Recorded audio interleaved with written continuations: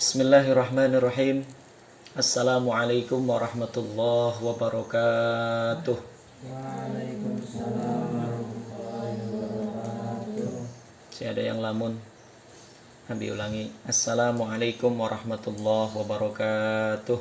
Waalaikumsalam warahmatullahi wabarakatuh.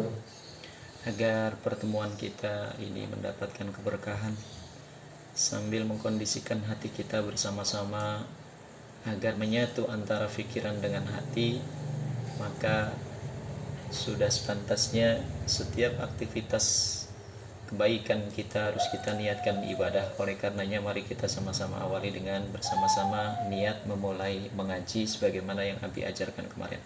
Sama-sama diawali dengan bismillah dulu. Bismillahirrahmanirrahim. Saya niat menuntut ilmu, mengikuti perintah Allah, juga perintah Rasulullah, menghilangkan kebodohan, mendatangkan pemahaman, memuliakan agama Islam. Allahumma nawwir qulubana binuri hidayatika kama nawwartal arda binuri syamsika abadan abada birahmatika ya arhamar rahimin. Rabbis shrah sadri wa yassir li amri wahlul 'uqdatam min lisani yafqahu qawli ya fattahu ya alim iftah lana futuhal arifin. Innal hamdalillah nahmaduhu wa nasta'inuhu wa nastaghfiruh wa na'udzu billahi min shururi anfusina wa min sayyiati a'malina. May yahdihillahu fala mudhillalah wa may yudlilhu fala hadiyalah. Asyhadu an la ilaha illallah wahdahu la syarikalah wa asyhadu anna Muhammadan abduhu wa rasuluhu la nabiyya wa la rasula ba'dah. Allahumma salli wa sallim ala sayyidina wa maulana Muhammadin wa ala alihi wa ashabihi wa tabi'in wa atba'i tabi'ina lahum bi ihsanin ila yaumiddin, amma ba'd. Faqad qala Allah ta'ala fi muhkami tanzilihi wa huwa asdaqul qailin. A'udzu billahi as-sami'il 'alimi minasy syaithanir rajim. Bismillahirrahmanirrahim. Ya ayyuhalladzina amanu taqullaha haqqa tuqatih wa la tamutunna illa wa antum muslimun. Syukur kehadirat Allah yang telah memberikan kita nikmat. Nikmat itu adalah saat Allah menjadikan kita pribadi yang sabar. Ya. Dan kita semuanya ini insya Allah termasuk golongan orang-orang yang sabar. Amin ya rabbal alamin. Kenapa Abi katakan kita ini termasuk orang yang tergolong ke dalam orang-orang yang sabar? Sebab paling minimal seseorang, khususnya orang-orang yang beriman, akan dinilai pahala oleh Allah Subhanahu wa ta'ala dalam setiap detik dan waktunya saat dirinya terbebas, terhindar dari perbuatan maksiat. Jadi sabar itu ada dua. Ingat, sabar ketika dia menahan dirinya dari perbuatan-perbuatan maksiat. Kemudian juga sabar ketika dia itu melakukan ketaatan. Nah, ini juga termasuk kategori yang sabar.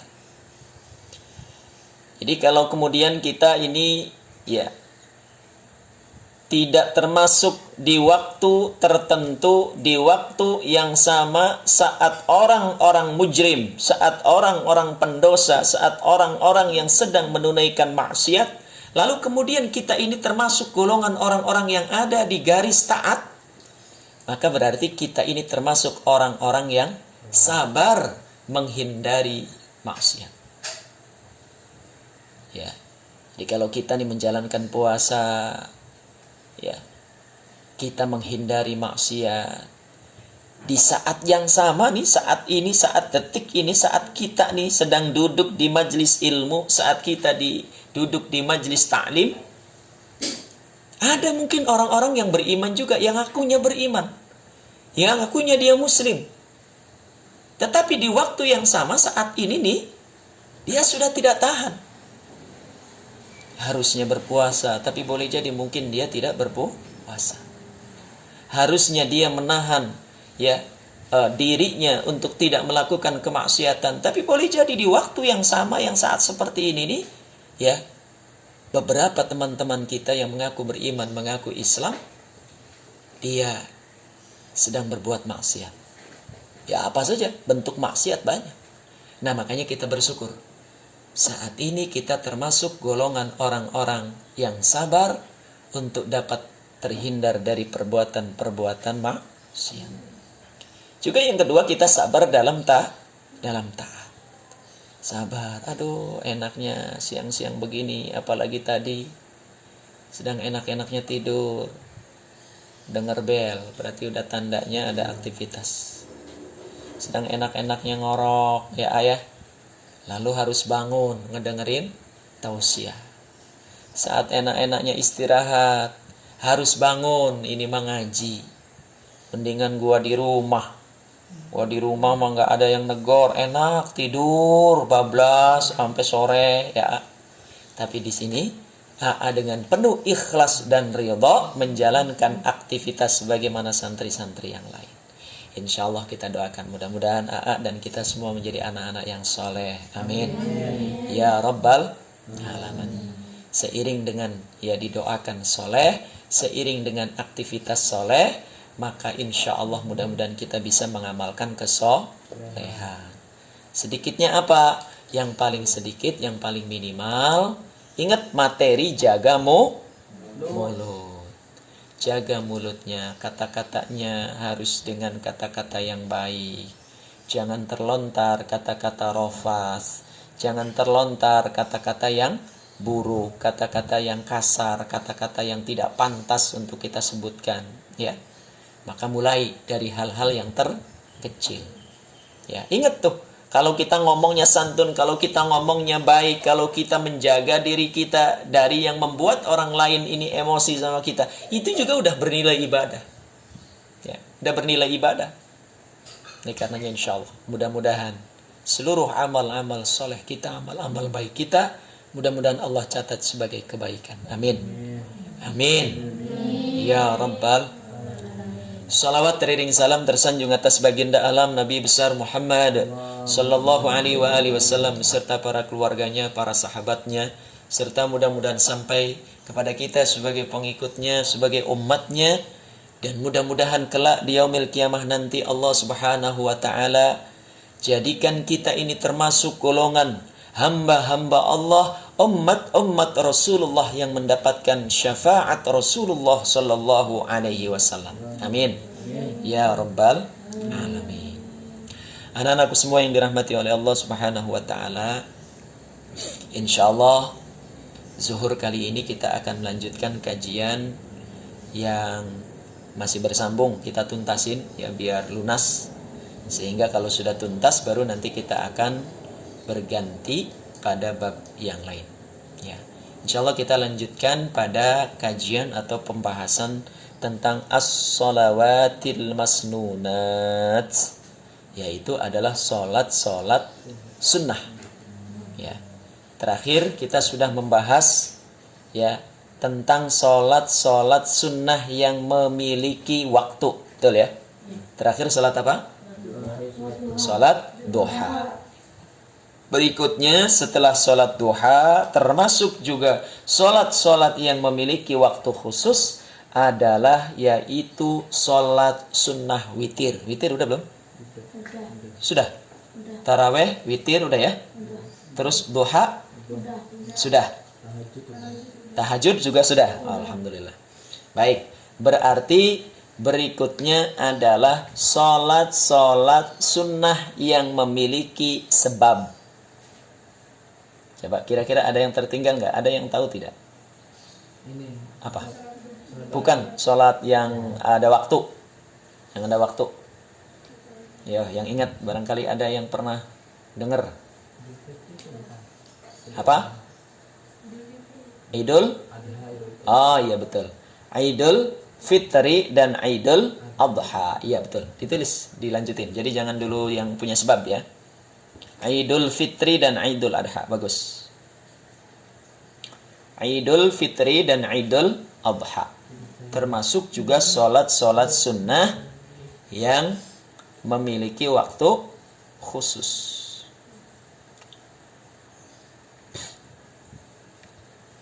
Sudah? Kapan waktunya? Kalau Idul Fitri berarti waktunya pas di 1 Syawal. Dari mulai kapan? Dari mulai, kalau kita ngitung jam, dari mulai jam 7. Dari mulai jam 7 sampai dengan jam 11. Dari mulai jam 7 sampai dengan jam 11. Ada ulama yang mengatakan sebelum zuhur. Ya, itu waktunya sholat Idul Fitri. Ya. Kemudian bagaimana cara melakukannya? Ya, ini setiap tahun sekali, tapi kadang-kadang kita lupa. Salat Idul Fitri dan Idul Adha ini agak berbeda dengan salat-salat yang lain, sebab salat Idul Fitri dan Idul Adha ada beda teknisnya, caranya.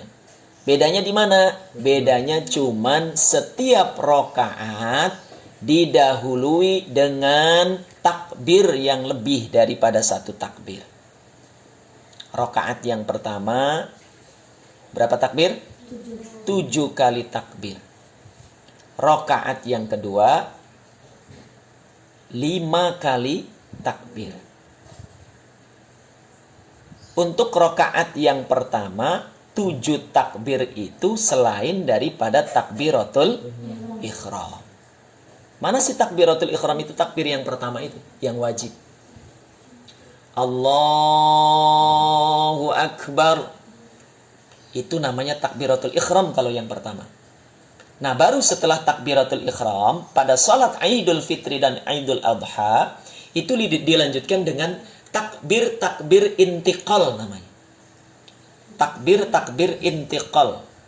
Ya, takbir yang mengiringi setelah takbiratul ihram di dalam aktivitas salat itu namanya takbir intiqal. Dengan mengangkat tangan kita, Allahu Akbar. Allahu Akbar. Berapa kali rakaat pertama berapa kali takbirnya tadi? Nggak dengerin. 7 kali. Dicatat. Tuh udah dikasih pulpen, udah dikasih catatan. Masya Allah. Betul. Takbir yang pertama berapa kali? 7 kali. Ditulis 7 kali Cepetan. Ya. Takbir yang kedua berapa? 5. Karena rakaat yang kedua itu tidak ada takbiratul ihram, ya udah. Begitu kita berdiri habis dari sujud, ya. Allahu Akbar, baru takbir lagi. Allahu Akbar. Allahu Akbar. Allahu Akbar. Berapa kali?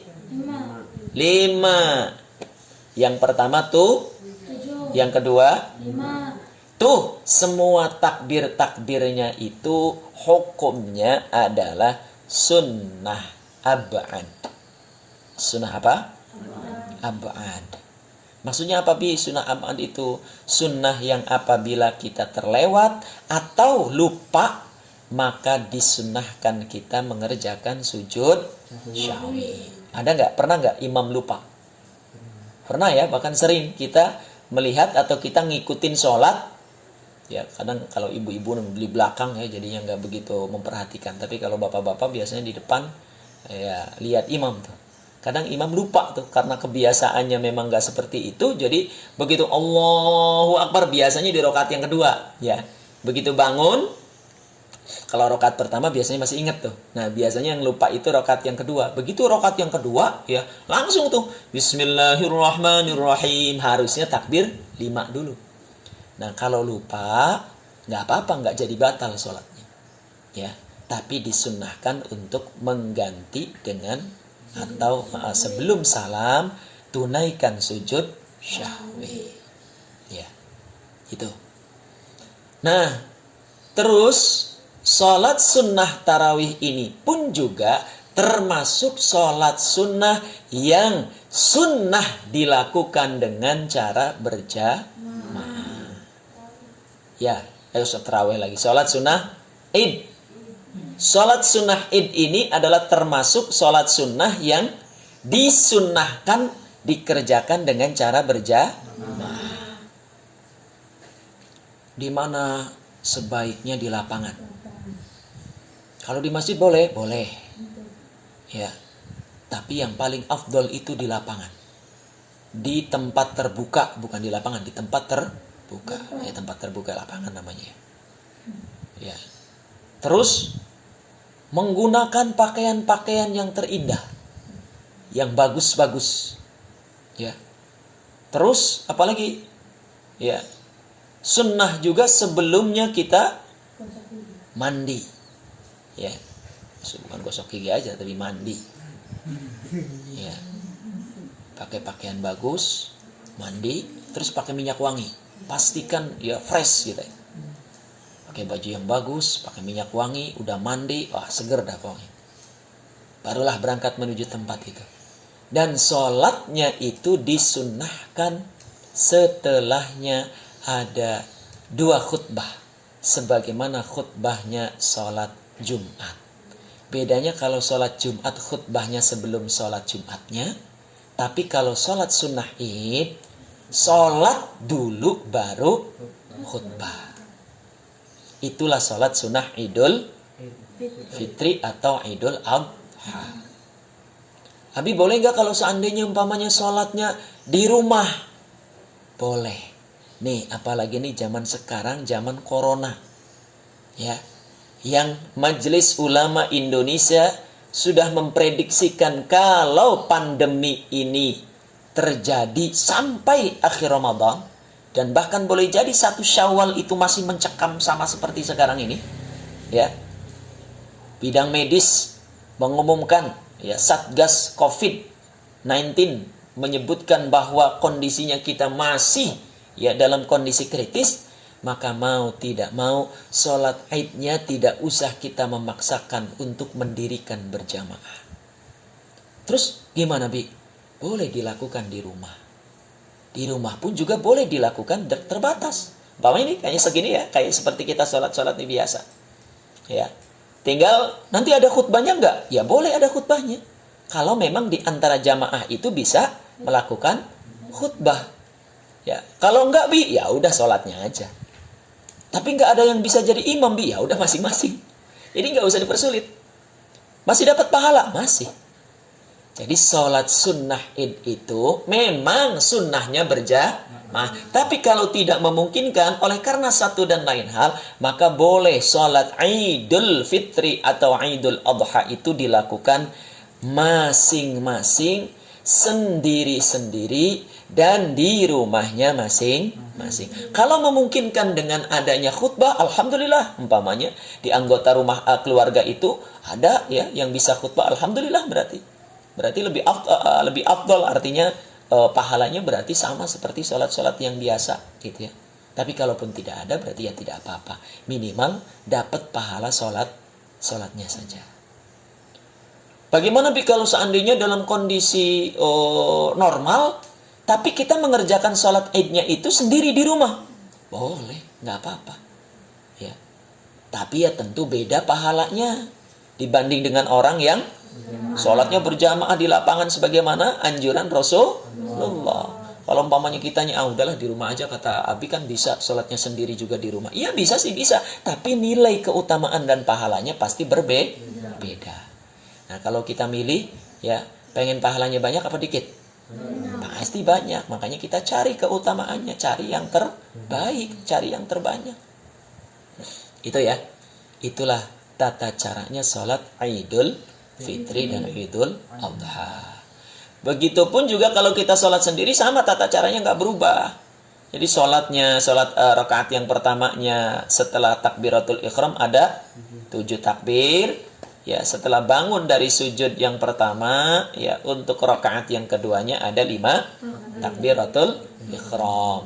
Ya, harus begitu. Jadi jangan mentang-mentang sendiri gitu ya, beda sholatnya. Ya sekalipun nggak jadi batal nggak apa-apa gitu ya, beda juga. Cuman ya tadi jadinya tambah dikit lagi pahalanya. Ya semakin sedikit. Ya meskipun tetap dapat pahala. Paham ya? Itulah perbedaan sholat Idul Fitri dan Idul Adha dengan sholat-sholat yang lain. Ya ingat, sholat Idul Fitri, Idul Adha itu sama, tata caranya sama, nggak ada yang beda. Ya, yang beda itu nanti kalau kalian belajar khusus khutbahnya nanti pasti berbeda. Ya, ada tata cara yang berbeda antara Idul Adha dan Idul Fitri. Ya. Nah, karena kita nggak belajar khutbah, kita udah aja yang umum aja belajar. Sholatnya kita lagi ngejelasin tentang sholat sunnah. Baik, itu ya. Jadi, Abi ulangi lagi. Sholat sunnah itu ada yang disunnahkan berjamaah, ada yang tidak disunnahkan. Abi tanya, salat sunnah rawatib, sunnahnya berjamaah apa sendiri-sendiri? Kalau diadakan berjamaah bagaimana? Boleh apa nggak boleh? Nggak boleh. Sebab apa? Tidak dicontohkan oleh Rasulullah. Umpamanya nih, salat sunnah rawatib gitu ya. Iya bareng-bareng, tapi bukan berjamaah. Beda antara bareng-bareng dengan berjamaah. Kalau berjamaah itu ada imamnya. Kalau bareng-bareng itu ya masing-masing, ya ngerjainnya di waktu yang sama, tapi berdirinya boleh jadi bareng-bareng. Ada Saudi imamnya. Ah, siapa? Ada di Saudi imam. Iya, salat apa itu? Ba'diyah Qobliyah ada. Ada. Terus ngikutin imam? Iya. Oh iya, Oke juga ngikutin imam. ngikutin imam sama. Kaja oke waktu dikasih imam salat ba'da, kaja oke imam. Oh gitu. Oh, masa sih? Ya, itu mungkin, ini mungkin ya kemungkinannya. Kemungkinannya itu litarbiyah. Litarbiyah itu maksudnya adalah untuk pendidikan, untuk memberikan contoh agar serempak aja. Oh iya, tapi selain anak baru iya. Ya, iya kan, itu khusus anak baru ya. Iya. Intinya kalau sesuai dengan anjuran syariatnya nggak ada Rasulullah mencontohkan yang namanya sholat sunnah rawatib itu bareng-bareng. Ya, kalau di pesantren emang bukan hanya sholat rawatib, kadang-kadang sholat duha bareng-bareng, betul kan? Sholat apalagi tahajud bareng-bareng. Itu litarbiyah alasannya. Litarbiyah itu untuk pendidikan. Agar apa? Agar nggak males. Kadang-kadang kan kalau santri kalau nggak bareng-bareng mah udah masing-masing mah ya udah saya emang nggak. Cari enaknya aja, betul kan? Tapi kalau itu diwajibin gitu bareng-bareng, jadi kita semangatnya beda. Tapi kalau secara hukumnya, ya, secara teorinya, secara anjurannya di dalam hadis, itu ada sholat sunnah itu yang memang Rasulullah mencontohkannya itu dengan tidak berjamaah. Ada sholat sunnah yang dicontohkan atau dianjurkannya yang memang disunahkan berjamaah. Kalau yang dianjurkan berjamaah itu boleh dilakukannya sendiri-sendiri. Tapi kalau yang tidak dianjurkan berjamaah, tidak boleh kita lakukan dengan cara berjamaah, kecuali tadi untuk tarbiyah atau untuk contoh di pesantren ya. Tapi kalau aslinya enggak berjamaah. Paham ya? Ya. Itu bedalah intinya, kalau li tarbiyah mah beda alasannya. Ya, tapi kita nanti kalau udah paham tadi ngejelasinya harus benar. Jangan sampai ntar nanti sholat rawatib itu berjamaah ya boleh. Nah, itu salah. Ya, sebab tadi itu Rasulullah enggak mencontohkan sholat sunnah rawatib itu berjamaah. Kalau tadi itu di pesantren-pesantren itu mah tujuannya hanya untuk belajar atau berlatih. Ya, tapi kalau aslinya Kalau kamu udah pulang kampung, ngajarin umat, ngajarin jamaah, jangan sampai kemudian ngajarinya, boleh kok berjamaah. Gitu. Salah. Ya, paham ya? Nanti juga sendirinya kalau udah belajar di kitab juga ngerti mana sholat sunnah yang memang dianjurkan berjamaah, mana yang tidak dianjurkan berjamaah. Coba dari sholat-sholat yang tadi udah Abi jelasin dari awal, coba kita bahas. Sholat apa yang pertama? Sholat rawatib. Sunnah berjamaah atau tidak? Tidak. Ya. Yang kedua? Sholat sunnah taraweh dianjurkan berjamaah atau tidak? Dianjurkan. Sendiri boleh enggak? Boleh. Lanjut. Sholat tahajud. Ya, berjamaah atau tidak? Tidak. Ya, sendiri. Berikutnya. Sholat duha dianjurkan berjamaah atau sendiri-sendiri? Tidak, sendiri-sendiri. Terus? Nah, berarti witir belum. Kalau yang udah, ya, taraweh beda, witir beda. Sok ditulis witir kalau belum. Taraweh sama witir beda ya. Berikutnya sholat sunnah witir. Sholat sunnah witir itu dilakukan di malam hari. Ingat nih, kalau bahasanya di malam hari berarti tidak ada waktu dan bulan khusus. Kalau taraweh itu kan khusus di bulan Ramadan. Di luar Ramadan kira-kira boleh nggak mengerjakan sholat sunnah taraweh? Enggak lah, karena memang dianjurkannya di bulan Ramadan. Tapi kalau sholat sunnah witir, ya itu dianjurkan di luar Ramadan pun juga kita kerjakan. Kapan waktunya? Sama seperti waktunya sholat tahajud atau sholat tarawih. Waktunya loh ya, bukan bulannya atau bukan harinya.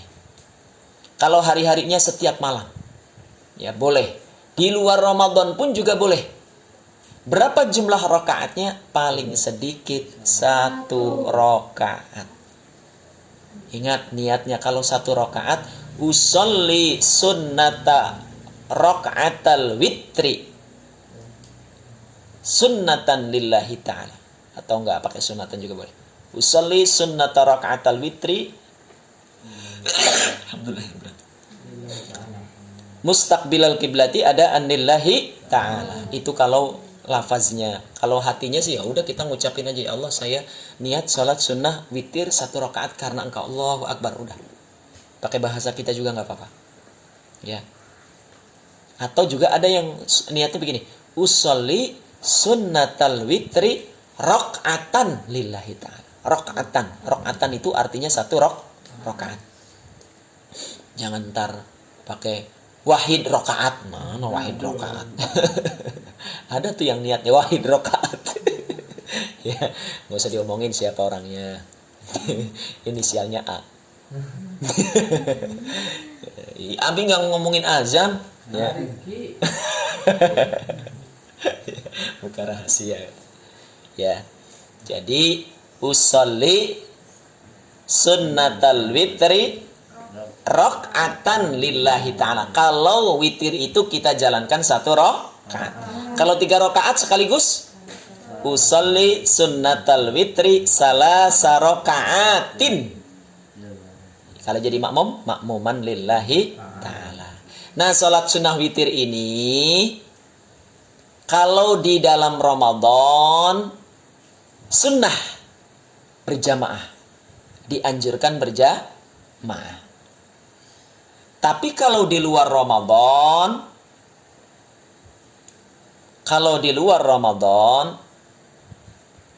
termasuk sholat sunnah yang tidak dianjurkan berjamaah. Sama seperti sholat sunnah tahajud. Kecuali litarbiyah. Kalau litarbiyah beda lagi. Litarbiyah itu biasanya di sekolah-sekolah, ya di pesantren-pesantren, di majelis-majelis, di masjid-masjid, biasanya jamaah tuh bareng-bareng tuh sekalipun di luar Ramadan. Untuk apa? Untuk tadi tuh mengompakkan, mendidik umat ya. Tapi kalau aslinya sih sendiri-sendiri. Tapi kalau di Ramadan dianjurkan berjamaah. Paling sedikit berapa? 1. Paling banyak 13 13. 11 sorry, salah. Paling sedikit 11. Paling banyak. Paling banyak Paling banyak 11, paling sedikit 1 rakaat. Ya. Paling sedikit 1 rakaat, paling banyak 11 rakaat. Umumnya berapa rakaat? 3 rakaat. Jadi kalau kita lagi males, udahlah 3 rakaat aja. Terus didirikannya bagaimana? Boleh 2 rakaat salam, bangun lagi, mendirikan 1 rakaat salam. Boleh juga 3-3-nya. Tapi kalau mazhab Syafi'i, ya, masyhurnya adalah 2 rakaat salam, baru bangun lagi 1 rakaat salam. Ya, kayak sholat yang kita dirikan biasa ini nih, itu sebenarnya adalah kalau secara mazhabnya Hanafi, mazhab ya Hambali. Cuman karena makmumnya pengennya seperti itu, ya udahlah ikutan aja. Ya. Enggak apa-apa karena memang ada landasan hadisnya juga. Sama benernya juga, bukan kemudian berarti salah dong, Bi. Bukan salah. Hanya tadi beda pendapat saja. Enggak usah dipermasalahkan. Ya, biasanya pesantren-pesantren beda-beda. Ya pasti di Sidogiri itu rakaatnya 21 ya tarawihnya. Kalau di Aryo berapa? Sama ya, banyak juga ya, sama berarti. Cepat ya? Oh. Ya, karena banyak mungkin pengen cepat. Di Sidogiri cepat nggak? Oh, nggak tahu ya, oke. Itu ya. Witir. Dah, berarti untuk sholat-sholat yang khusus ya. Sholat sunnah nanti ya ada pembahasannya. Udah ya. Baru yang kedua nih, nanti masuk tuh sholat sunnah gerhana. Bagian yang kedua adalah sholat sunnah yang terkait dengan sebab. Kan waktu awal itu Abi ngejelasin ada ya, sholat yang terkait dengan waktu, ada yang terkait dengan sebab, ada yang tidak terkait dengan sebab dan waktu. Ya, sekarang bagian yang kedua nih. Sholat sunnah yang terkait dengan sebab. Maksudnya apa sih yang terkait dengan sebab itu, Bi? Sholat sunnah dikerjakan oleh karena sebab tertentu. Ya. Maksudnya tuh sebab itu peristiwa. Oleh karena ada peristiwa tertentu, maka barulah sholat itu tuh disunahkan. Kalau nggak ada peristiwanya ya nggak disunahkan. Makanya disebutnya sholat yang terkait dengan sebab. Apa saja? Yang pertama, sholat gerhana bulan dan gerhana matahari. Gerhana bulan disebutnya khusyuful qamar. Khusuful qamar pakai kho. Khusufil atau khusufil boleh. Khusuful qamar, khusufil qamar. Khusufil qamar. Artinya gerhana bulan. Kalau gerhana matahari disebutnya kusufil syamsi. Kusufis syamsi. Pakai kaf. Kusufis syamsi. Kusufus syamsi atau kusufis syamsi. Gerhana matahari. Kusufis syamsi. Kusuf sama khusuf. Kalau orang nyebutnya khusuf, udah pasti itu berarti gerhana bulan. Kalau orang nyebutnya kusuf, sholat sunnah kusuf yuk, oh berarti itu gerhana matahari. Jangan kebalik-balik. Berapa rakaat? Berapa rakaat? Berapa rakaat? Rakaatnya cuma 2, tetapi 4 kali ruku. Dua-duanya. Ya, dua-duanya sama. Baik gerhana bulan maupun gerhana matahari. Ulangi lagi. Gerhana bulan dan gerhana matahari itu rakaatnya sih ya 2, cuman 4 kali ruku. Masing-masing rakaat itu rukunya ada 2. Masing-masing rakaat nih ya, rukunya 2. Bagaimana caranya? Nih, dengerin singkatnya aja, pakai kata-kata aja lah ya. Allahu Akbar. Bismillahirrahmanirrahim. Alhamdulillahirabbil alamin arrahmanirrahim waladdallin. Surat. Setelah surat ruku. Setelah ruku bangun lagi, Fatihah lagi. Alhamdulillahirabbil alamin arrahmanirrahim maliki yaumiddin waladdallin. Surat lagi. Bismillahirrahmanirrahim. Apa suratnya? Bebas. Setelah itu ruku lagi. Ya. Setelah ruku, ya Allahu Akbar. Yang tidak, setelah itu baru sujud.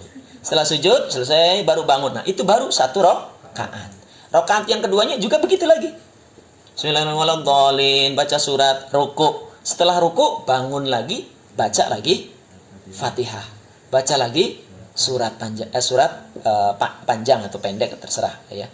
Baru setelah itu sujud, ya i'tidal, sujud, ya ruku kan tadi ya, ruku udah, setelah ruku yang kedua baru sujud. Setelah sujud udah salam. Bedanya cuma itu aja. Salat gerhana bedanya cuman masing-masing rakaat dia mendirikan 2 kali ruku dan 2 kali Fatihah dan surat. Paham ya? 2 kali ruku dan 2 kali Fatihah dan surat. Nah, dianjurkan surat-surat yang dibaca ini surat-surat yang panjang sekali. Ini dianjurkan. Bagaimana kalau seandainya suratnya surat pendek juga yang dibaca? Ya nggak apa-apa. Nggak apa-apa. Nggak jadi kemudian sholat gerhananya jadi batal. Enggak. Ya. Karena membaca surat itu hukumnya sunnah. Kalau nggak dibaca bagaimana? Ya nggak dibaca juga nggak jadi batal. Yang wajib hanya suratul Fatihah. Ya. Paham ya? Nah, sholat gerhana pun juga sama seperti sholat Idul Fitri. Setelah sholatnya disunnahkan ada khutbah.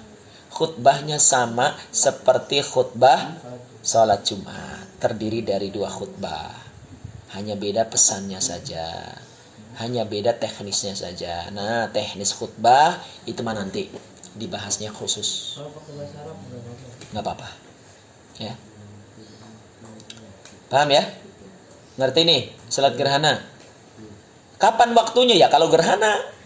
Kalau nggak ada gerhana ya enggak. Nah, kalau gerhana matahari udah pasti di siang hari.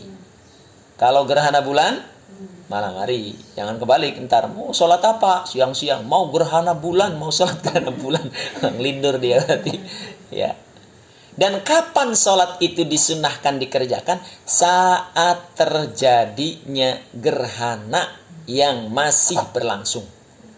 Kalau gerhananya udah hilang sunnahnya. Sekalipun masih di hari yang sama, tapi nggak jadi disunahkan lagi.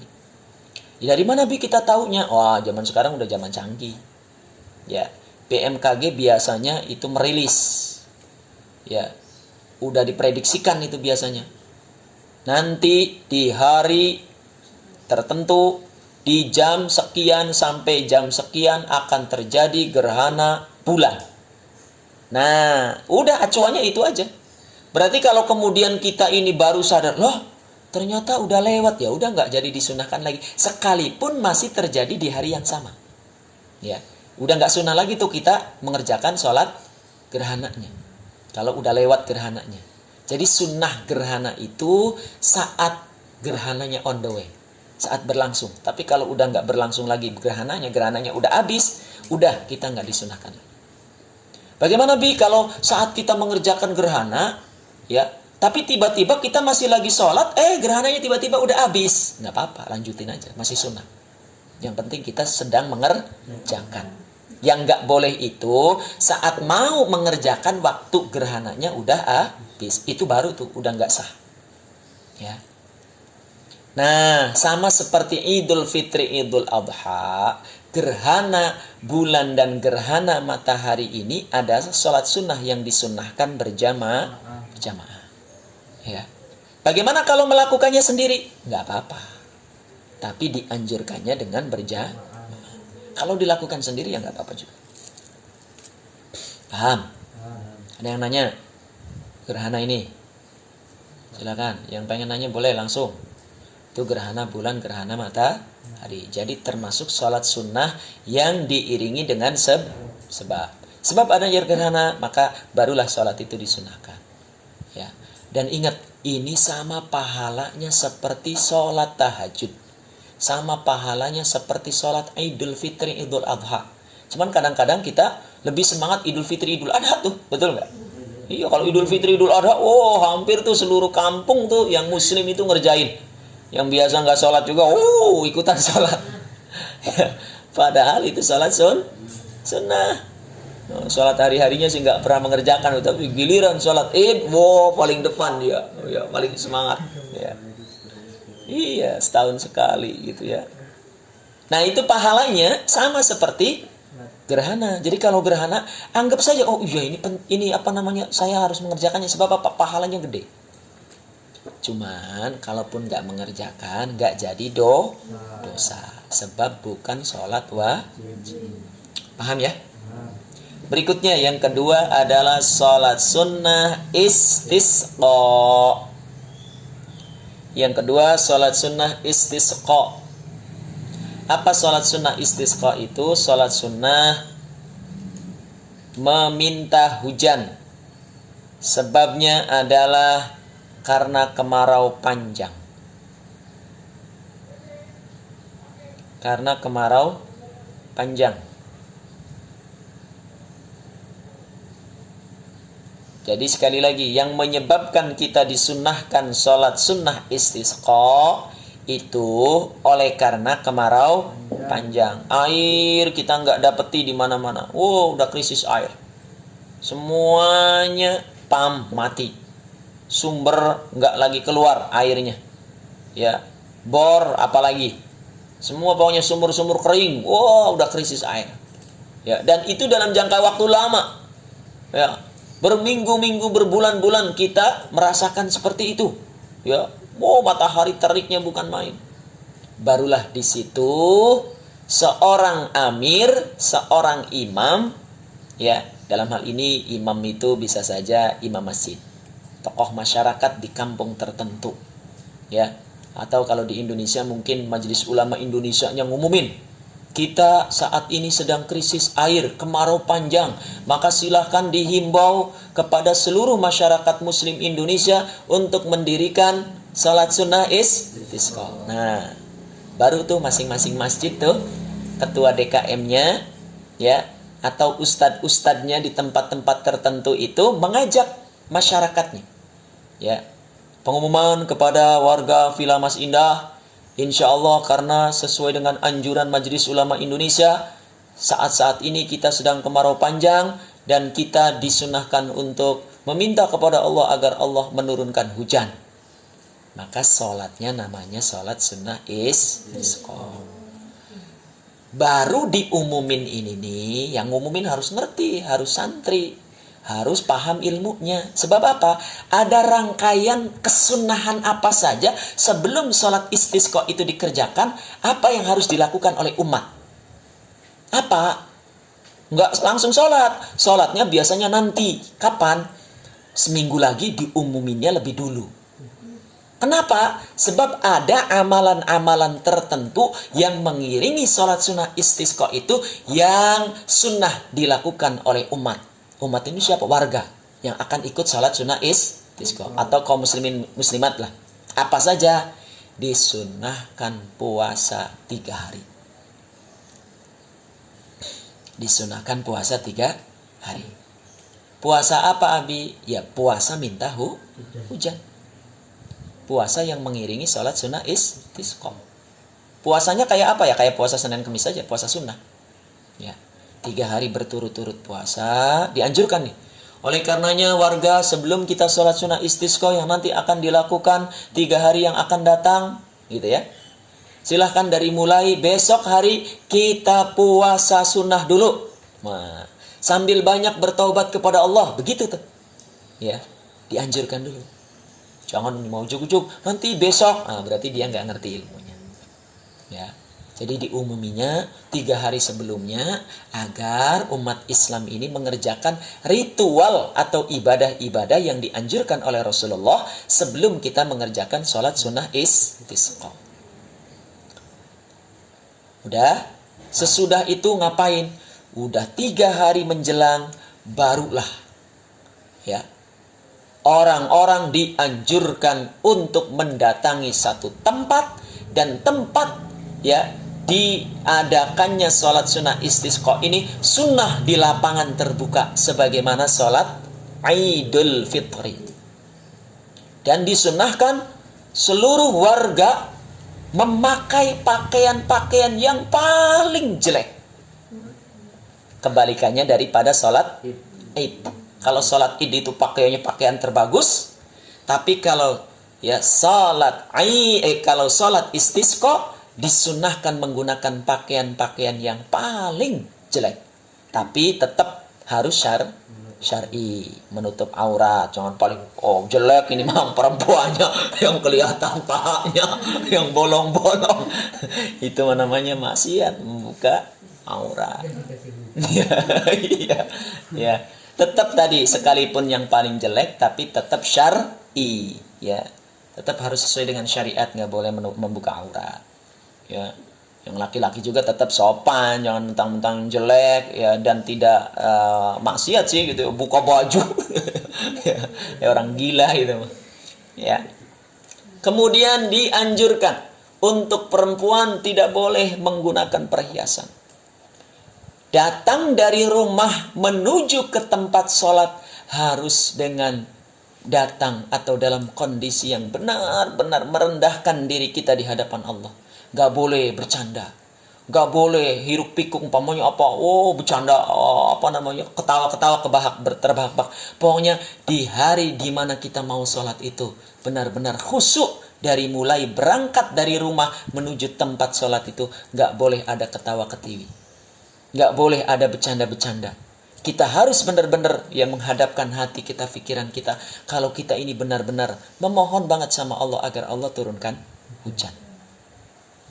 Nah, barulah setelah itu berkumpullah seluruh umat Islam mendirikan sholat sunnah istisqa.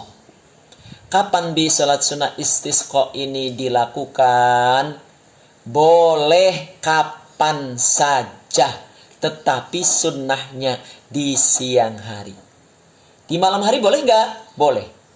Ya, karena tadi tidak memiliki waktu khusus. Yang penting mah muncul sebabnya, barulah disunahkan.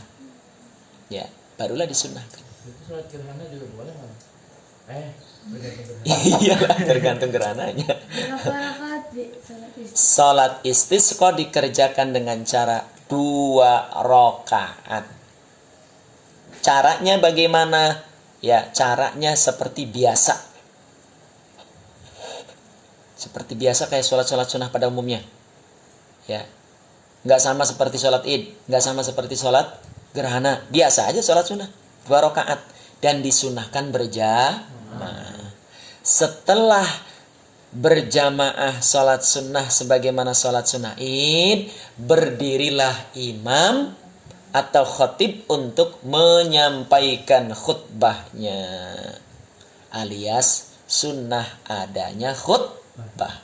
Khutbahnya sama seperti sholat Jumat, 2 kali khutbah.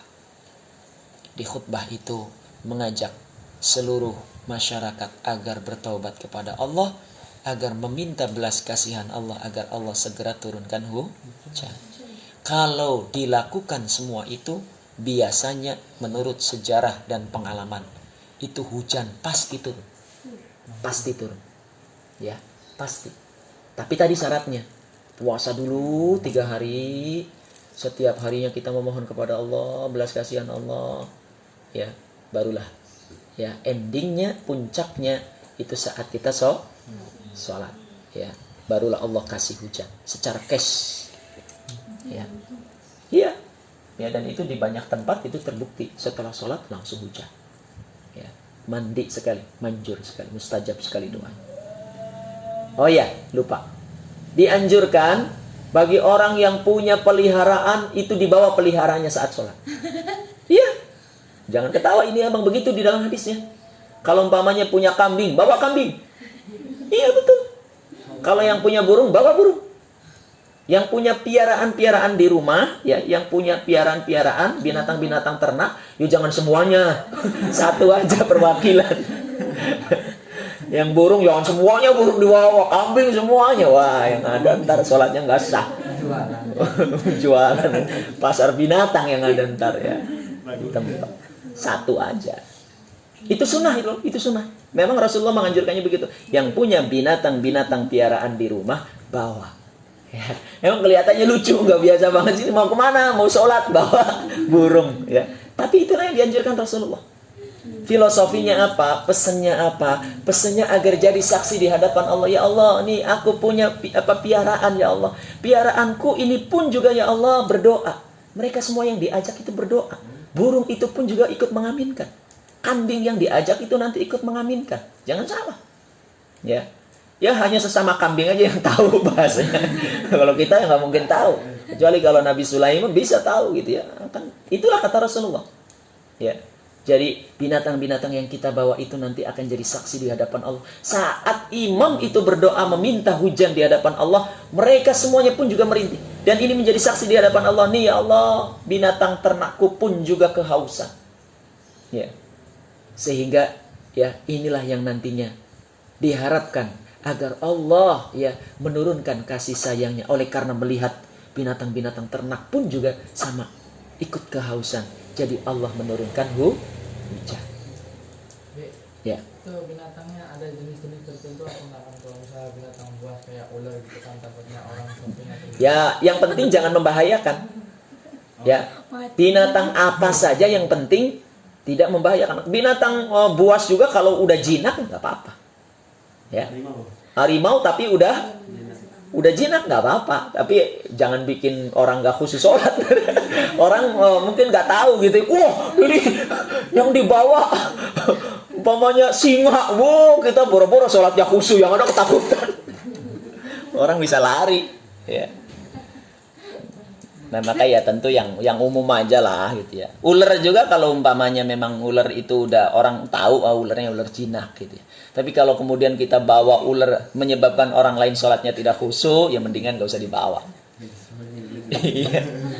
Atau dibawa tapi dikandangin ya, dikasih tempat khusus. Jadi jangan diliarin gitu aja gitu ya. Nggak apa-apa dibawa tapi dikasih kurungan atau kandang. Ya. Bawa singa tapi dikandangin singanya. Wah, keren ya. Salatnya di samping singa. Orang jadi nggak khusyuk. Yang ada nyenternya singanya. Ya, buat jadi akun YouTube. Postingan YouTube. Bukan sholat. Ya. Insyaallah. Itu sholat sunnah Lah, ini jam 1-nya lewat. Baik. Anak-anakku semua, ini barangkali ya baru berapa sholat tuh berarti? 2. Nanti to be continue di waktu-waktu yang akan datang. Baik, tajwid juga karena waktunya udah lewat ya, jam 1-nya udah lewat. Kita komitmen jam 1 lewat berarti kita sudah selesai. Itu saja barangkali yang dapat Abi sampaikan, kurang dan lebihnya Abi mohon maaf. Dan akhiri wabillahi taufiq wal hidayah. Wassalamualaikum warahmatullahi wabarakatuh. Waalaikumsalam warahmatullahi wabarakatuh. Mari kita doa terakhir setelah kita sama-sama ngaji.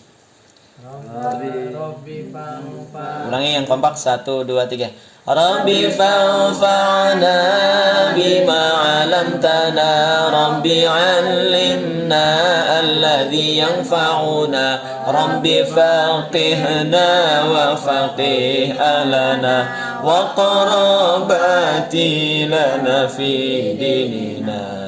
توسلنا ببركتهم واهدنا الحسنى بحرمتهم وأمتنا في طريقتهم ومعافاة من الفتن ربي فانفعنا بما علمتنا ربي علمنا الذي ينفعنا ربي فقهنا وفقه أهلنا وقراباتي لنا في ديننا توسلنا بمعرفتهم واهدنا الحسنى بحرمتهم وأمتنا في طريقتهم ومعافاة من الفتن رب فانفعنا بما علمتنا رب علمنا الذي ينفعنا رب فقهنا وفقه لنا وقراباتي لنا في ديننا توسلنا ببركتهم واهدنا الحسنى بحرمتهم وأمتنا في طريقتهم ومعافاة من الفتن بسم الله الرحمن الرحيم إن الإنسان لفي خسر إلا الذين آمنوا وعملوا الصالحات وتواصوا بالحق وتواصوا بالصبر. صدق الله العظيم سبحانك اللهم وبحمدك أشهد أن لا إله إلا أنت أستغفرك وأتوب إليك سبحان ربك رب العزة عما يصفون وسلام على المرسلين والحمد لله رب العالمين صلى الله على محمد صلى الله على محمد صلى الله على محمد يا ربي صل وسلم